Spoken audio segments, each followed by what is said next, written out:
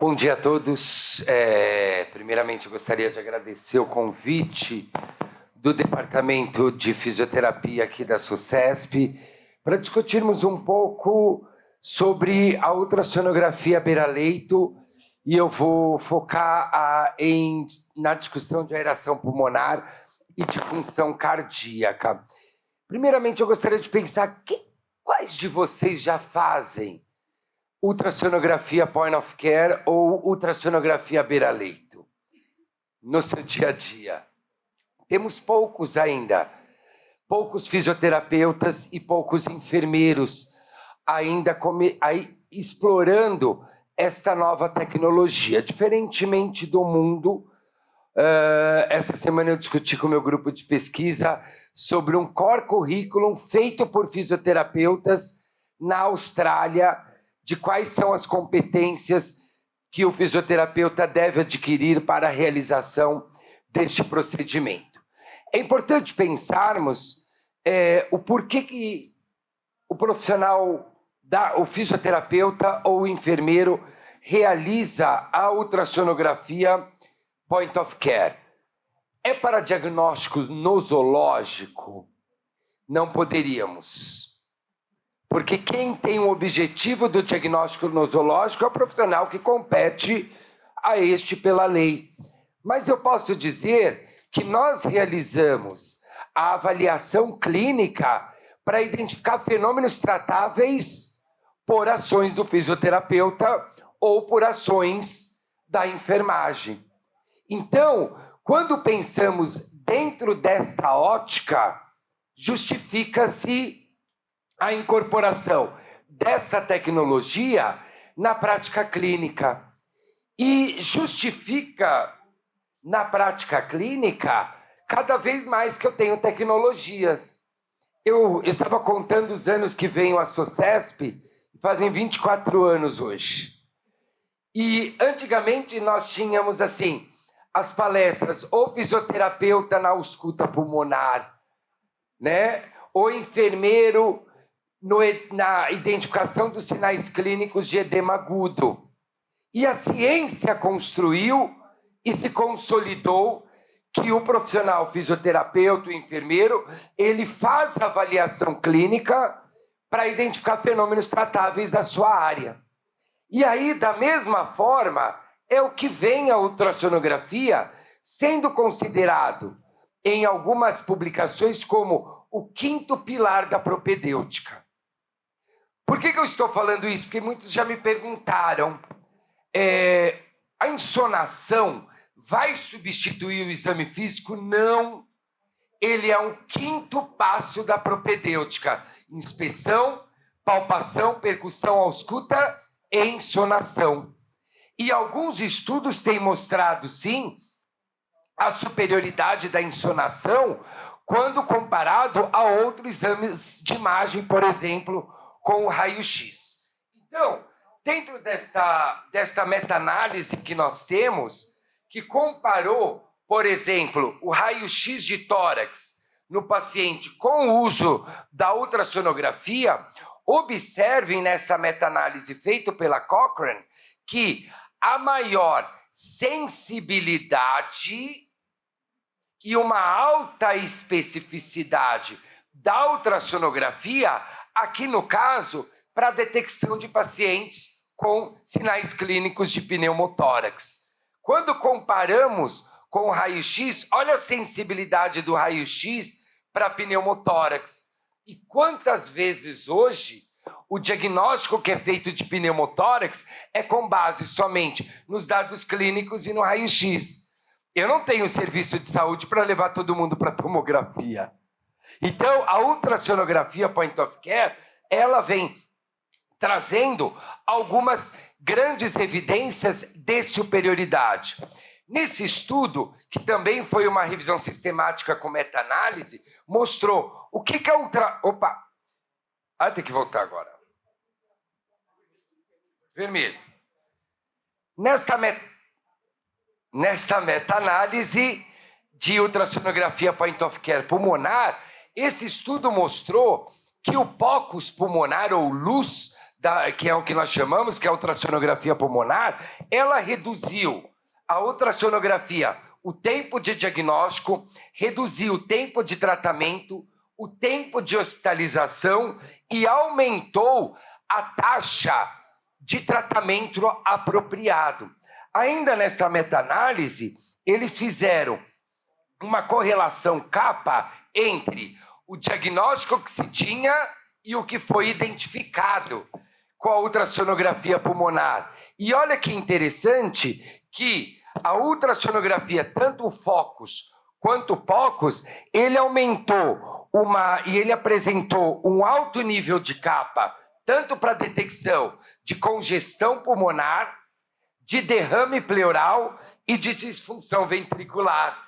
Que bom! Então, a ultrassonografia, dentro da especialidade dentro desse contexto e desse congresso, ele é extremamente apropriado. Então, quais são os dados que me couberam aqui falar em 4 horas e 20 minutos, que podem auxiliar o profissional na avaliação do paciente, principalmente ou com uma IC crônica aguda, uma IC crônica, ou uma IC aguda, ou uma insuficiência cardíaca descompensada. Aqui eu cito a avaliação pulmonar, a avaliação da veia cava inferior e a avaliação cardíaca focada na avaliação ventricular. Então, o primeiro dado, então aqui nós temos, né, a ultrassonografia pulmonar, a de veia cava e a avaliação cardíaca. Dentro dessa publicação, nós temos diversos dados clínicos que podem subsidiar a ultrassonografia na identificação dessas alterações. Então, o primeiro ponto é a realização da ultrassonografia pulmonar, que eu queria falar para vocês. Nós temos vários protocolos. O protocolo Lichten, que foi descrito por Lichten, que é o protocolo Blue, é o mais conhecido, porém, ele é uma insonação realizada mais em uma situação de emergência. Porque, basicamente, o protocolo Blue, ele fala em 3 pontos, superior, inferior e lateral. Porém, alguns estudos que tentarei ainda hoje mostrar aqui a vocês, mostraram que quando eu tenho mais janelas de insonação, eu tenho maior sensibilidade e especificidade. Meu grupo de pesquisa, a gente trabalha com a insonação pulmonar na avaliação de pacientes com IC descompensado, nós trabalhamos quase com o número máximo de janelas, sendo 6 janelas em cada hemitórax. Então, quadrante superior e inferior, anterior lateral e também posterior. E aqui nós temos, né, o protocolo Blue, onde eu tenho 2 pontos anteriores e 1 ponto lateral. Então, existem protocolos que avaliam esses 3 pontos, 6 pontos de cada hemitórax, e é possível também identificarmos a realização da insonação pulmonar com 8 janelas. Então, o que a gente faz? Primeiro, precisamos pensar, e aí é por isso que eu perguntei quem já faz a insonação. Transdutor, qual é o melhor transdutor para a realização da insonação pulmonar? Transdutor convexo. É um transdutor de baixa frequência de ondas sonoras. Como ele tem baixa frequência, ele penetra bem no pulmão. Ganhamos na penetração, perdemos na qualidade da insonação. Diferente da palestrante posterior, que vai falar de diafragma, que vai utilizar de alta frequência. Muita frequência, pouca profundidade, mas com uma perfeita resolução. Então, o que a gente avalia na insonação pulmonar, basicamente? Primeiro, toda insonação é movimento, é isso que eu estou vendo, ó. Aqui eu tenho o desenho do pulmão e aqui o desenho da insonação. Eu insono o tórax desse indivíduo, então eu vou ver a linha pleural e eu vou ver aqui embaixo, em uma distância equidistante a presença da linha A. A linha A são reverberações da linha pleural. Então, o que eu espero encontrar em mim? Sempre linha A. Não vou ter pelos meus fatores de risco, né? Mas eu espero sempre ter linha A. O que é essa linha A? São essas linhas. Então, o que eu tenho aqui? Olha lá.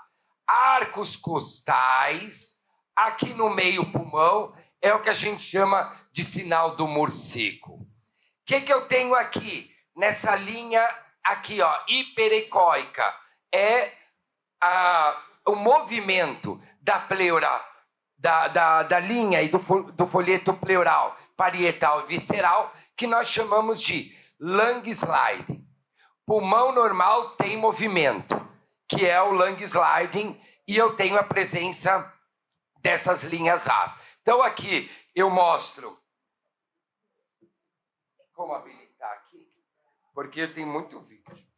Meu Deus! Então eu tenho a presença do lung sliding. Opa! Aqui demonstrando também um Doppler da pleura, demonstrando aqui o movimento desse folheto pleural.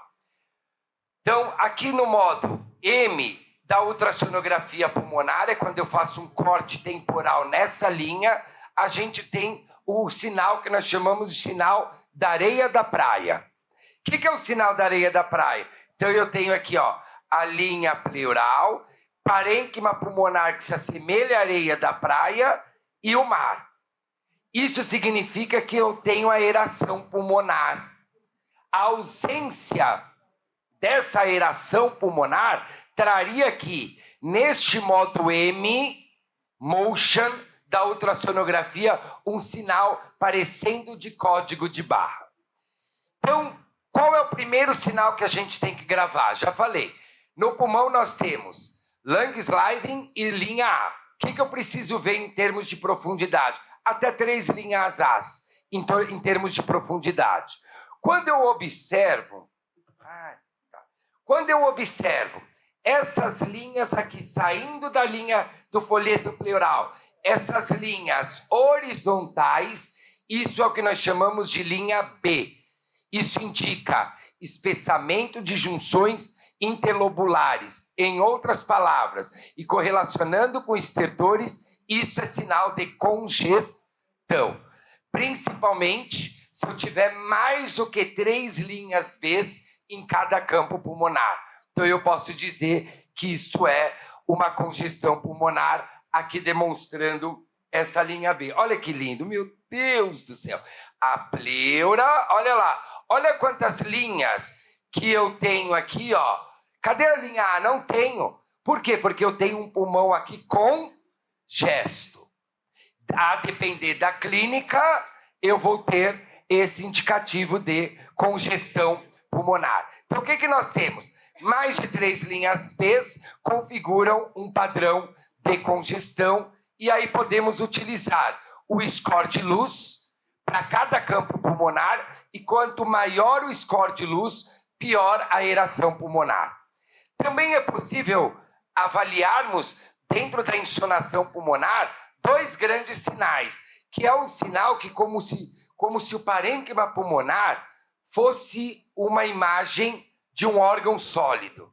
Isso é o sinal que nós chamamos de hepatização pulmonar. Então, observem aqui, é o que nós chamamos de linha C. Continuou-se, por mais que não seja uma linha, para seguir o padrão, linha A, linha B, linha C. O que é a linha C? Ou eu tenho esse sinal de hepatização, sabe o broncograma? Que vocês sabem muito bem ver, é o broncograma. Eu consigo aqui colocar um Doppler de movimento para ver se é um broncograma estático ou um broncograma dinâmico, e que isso indica processos infecciosos, principalmente em base pulmonar. Quando a gente insona, por exemplo, ápice pulmonar, eu posso ver o espessamento aqui da pleura, né? Que também é indicativo de um processo infeccioso. É possível, na base pulmonar, também identificarmos a presença dessa imagem anecoica na base pulmonar. Olha aqui, ó. Então, aqui é uma imagem anecoica que eu tenho pulmão. O que, que eu tenho? Derrame pleural. É o sinal, tá vendo esse? Tem alguns que chamam, na ultrassom pulmonar é um monte de sinal, mas o sinal que eu mais gosto aqui tem alguns que chamam da barbatana, jellyfish, né? Então, esse é um sinal de que eu tenho um derrame pleural. Olha que interessante. Paciente com dispneia, chega na emergência, temos um POCUS, eu insono e vejo que esse paciente tem um derrame pleural. Também temos, olha aqui, ó, outro indicativo, olha lá, que interessante, sinal da barbatana, olha lá, diafragma, fígado, imagem anecoica, esse paciente tem um derrame pleural. Então, esse também é um ponto interessante, aqui mostrando, olha lá, sinal da água-viva, jellyfish, mostrando, olha lá, a presença de derrame pleural. Outro dado que também é possível vermos na insonação pulmonar é a falta de movimento de uma das partes da pleura. Olha aqui, ó, aqui eu tenho o lung slide. Aqui eu não tenho movimento da pleura. É o que a gente chama de lung point. Daqui para cá eu tenho pneumotórax. Ou seja, a falta do lung sliding pode ser um indicativo de pneumotórax. E aí no modo M, olha que interessante, ó. Aqui é o normal. Sinal da areia da praia. Aqui é o ponto do pneumotórax. O que eu tenho? O sinal do código de barra, que é o indicativo também de pneumotórax. E há muitos trabalhos demonstrando a correlação entre a quantidade de linhas B em pacientes congestos de acordo com o tratamento. Você vê que, ó, no tempo zero da congestão pulmonar, o paciente tinha muita linha B. E aí, a partir do momento que ele vai fazendo a VNI com diuréticos inotrópicos, eu melhoro a congestão e reduzo o score de linhas B. Também demonstrando nesse estudo, que é o que a gente já sabe, que a congestão é gravitacional. A linha B também. Então, demonstrando, olha lá, que eu tenho muito mais linhas depois do tratamento, linhas ainda mantendo linhas B em bases, porque a congestão passa a ser gravitacional. Esse também é uma revisão sistemática de literatura mostrando o quão é sensível e específico a ultrassonografia pulmonar para a detecção de congestão. E observem que de 8 janelas, eu tenho maior sensibilidade e uma adequada especificidade. Por isso que o protocolo Blue é para emergência. Para aquele paciente acompanhado ambulatorialmente, na UTI, eu posso utilizar a mão de pelo menos 6 campos pulmonares, anterior, lateral e posterior, porque traz uma avaliação mais fidedigna. Aqui também temos outras revisões, e aqui demonstrando, olha lá, que o tempo médio para a realização da insonação pulmonar varia de 1 a 6 minutos. Então, é uma avaliação rápida. O outro ponto é a avaliação da veia cava. Aqui nós insonamos ou a região lateral ou a região subcostal e a gente avalia o diâmetro da veia cava inferior, que é essa que desemboca no átrio direito. Fazemos essa medida perpendicular à veia hepática e o diâmetro da veia cava tem que estar em torno de 2,5 centímetros, com uma variabilidade maior que 50%. Isso equivale a uma pressão do átrio direito normal. Então, aqui, ó, temos o modo, olha lá, fígado, veia cava inferior aqui, átrio direito, e aí nós podemos fazer a medida tanto no modo B quanto no modo M. E aí a gente calcula o índice de colapsabilidade da veia cava. Então, olha que interessante esse paciente, que chega com gesto, ele tem uma veia cava medindo, olha lá, um diâmetro máximo de 2,1, mas tem uma colapsabilidade de 18%. Quase não tem variação da cava. Por quê? Pré-carga de VD aumentado. Esse é um paciente. E aí, quando eu insono o pulmão com linha B, é um paciente com uma insuficiência cardíaca perfil B. Na avaliação cardíaca, nós temos 3 grandes perguntas. O VE tem contratilidade adequada, tem alteração de VD e tem derrame pericárdico. Para avaliação cardíaca, nós realizamos basicamente 3 janelas. Uma janela paraestenal longa, curta, 4 câmaras e subcostal.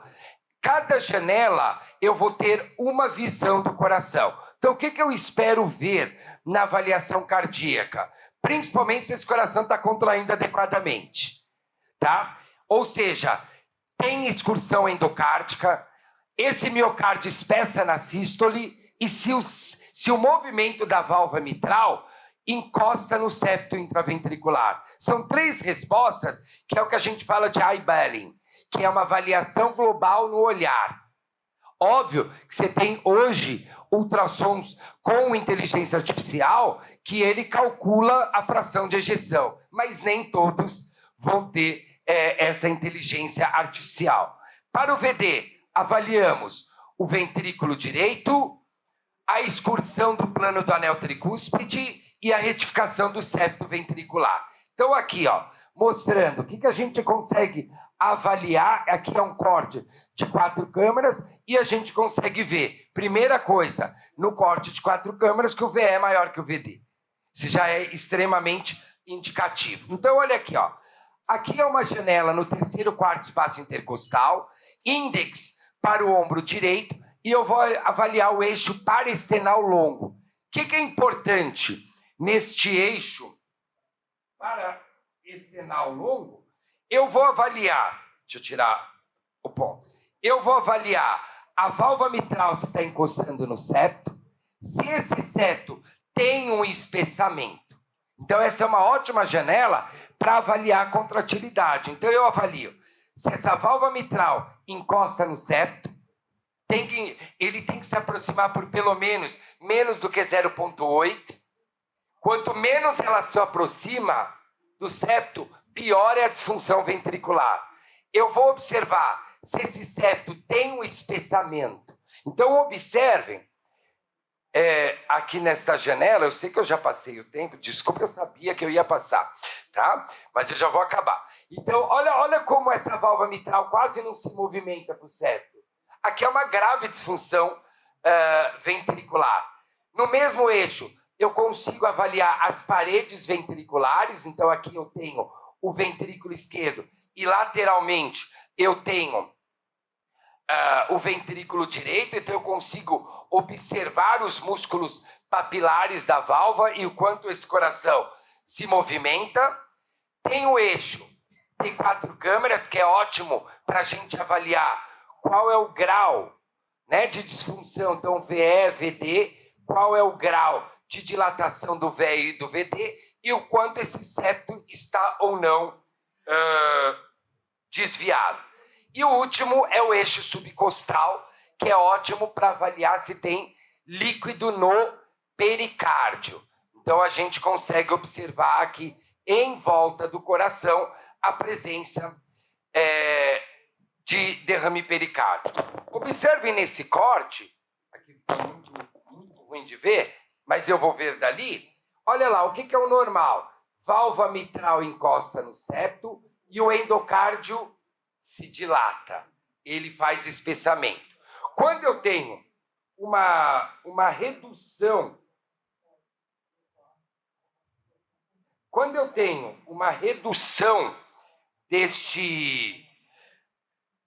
dessa contratilidade, olha como a válvula mitral já fica separada do septo e o quanto que esse septo não se espessa. Agora, olha esse, que é severamente diminuído. Válvula mitral quase não se movimenta, não tem espessamento do endocárdio. Agora, pense num paciente séptico. Olha como fica uma contratilidade hiperdinâmica deste septo aqui, ó. Olha lá, a válvula mitral encosta é um sinal que a gente fala, o sinal do beijo, porque quase o septo com a parede do VS encosta, por tão hiperdinamismo que nós temos. A dilatação de VD também é extremamente importante. Comparem aqui esta visão normal e o quanto que aqui o VD está dilatado. a se ter uma competência maior para avaliar a excursão do anel da válvula tricúspide. Aqui nós temos no eixo curto um VD extremamente dilatado, e olha que interessante, dentro desse corte, como a gente tem uma grave dilatação. Lembrar que o tamanho, o VD, ele é extremamente menor do que o ventrículo esquerdo. E o outro item para a gente elucidar é a presença no eixo curto. Olha aqui, separando os pericárdios. Aqui tem um derrame pericárdico gravíssimo para esse paciente. Da mesma forma, a gente tem aqui um derrame pericárdico que colaba ventrículo direito. Então, temos algumas inteligências artificiais que já calculam a fração de ejeção para nós e algumas publicações demonstrando a importância da integração da avaliação cardíaca, da cave do pulmão, tanto no paciente com ciência cardíaca compensado, na sala de emergência, na UTI e na unidade de internação, demonstrando aqui para nós o sinal de linha B e de redução da função ventricular como alta prevalência em pacientes em choque cardiogênico. Aqui, da mesma forma, a correlação do tamanho da veia cava e esses estudos mostrando, nessa revisão sistemática, que a ultrassonografia favorece a avaliação desses diagnósticos com alto nível de sensibilidade e especificidade. Então, eu finalizo aqui com um grande atraso, eu peço perdão, mas eu quero muita coisa, a gente se empolga. E aqui é um chamado, foi uma publicação saindo da nossa zona de conforto com a ultrassonografia Point of Care. Tem esse afresco que eu acho ele muito bonito, porque cada profissional aqui está avaliando esta paciente, mas que com certeza cada profissional avalia os mesmos recursos da propedêutica, mas com olhares diferentes de acordo com o seu saber. Muito obrigado. Aqui estão as minhas credenciais e meu e-mail. Muito obrigado pelo convite.